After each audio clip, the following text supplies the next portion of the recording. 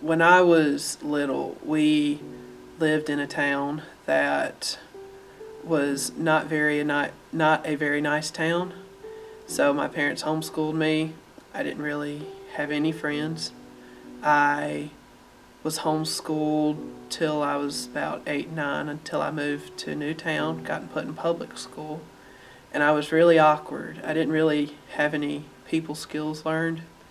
And so what I figured out on my own was the way to make friends was to be a people pleaser. I did stupid stuff to get people's attention. Not necessarily bad, but just stuff that made me look like I had no sense of anything. That I did a lot of stuff for people, and like somewhere deep down inside I expected that they'd do something for me when I knew they weren't going to do anything for me. And I did that all the way through my high school years until eventually I got to the point where I said, I'm tired of doing this. There's no point. And then I got really into a deep state of like almost depression, because like that was my backbone of my life for a long time. And then once that was gone, I was like, what kind of person am I going to be now?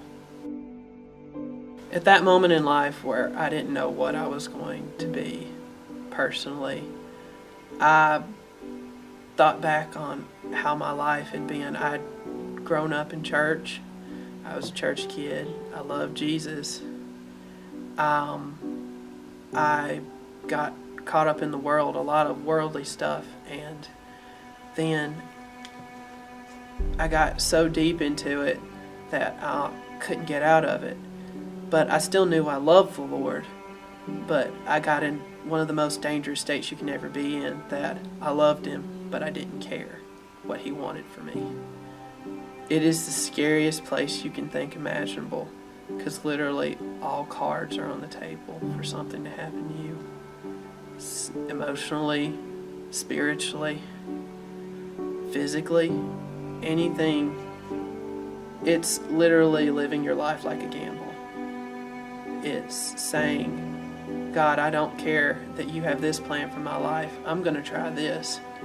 I don't want your blessing. I don't want to know what you think about it. I'm going to try it completely on my own. And you hear the voice. You hear Him saying, don't do this. Or if you're going to do this, try doing it this way. Do it my way.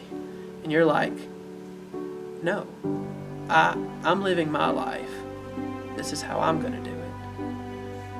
And you get yourself into so much trouble, like deep trouble, that eventually at the point you think you can't even get out of it.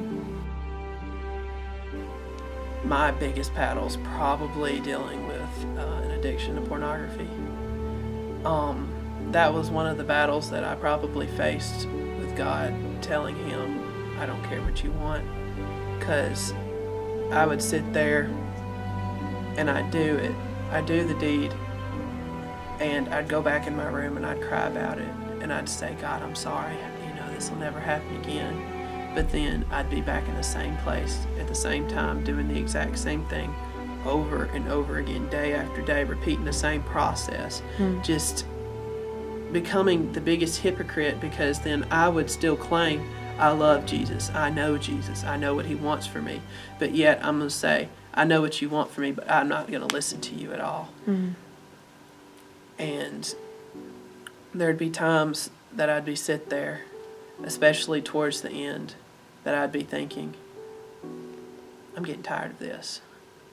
Not necessarily tired of doing the deed, but I'm tired of trying to say sorry. So eventually, close towards the end, I said, you know what, God, I'm done. I'm not going to apologize to you anymore. I don't care. I just don't care. Close to my senior year, when that crutch that I said, it broke. I'm sitting there and I'm thinking, I have nothing left of me that I thought was me. Do I want to keep this part of me?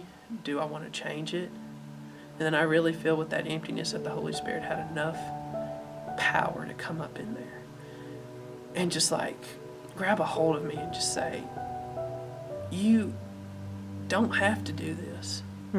You can choose to want to be with me. And I remember, because that senior year, it was probably the most eventful year of my life. My older brother died. I was about to leave home, start a new life, lose all of my friends that I had.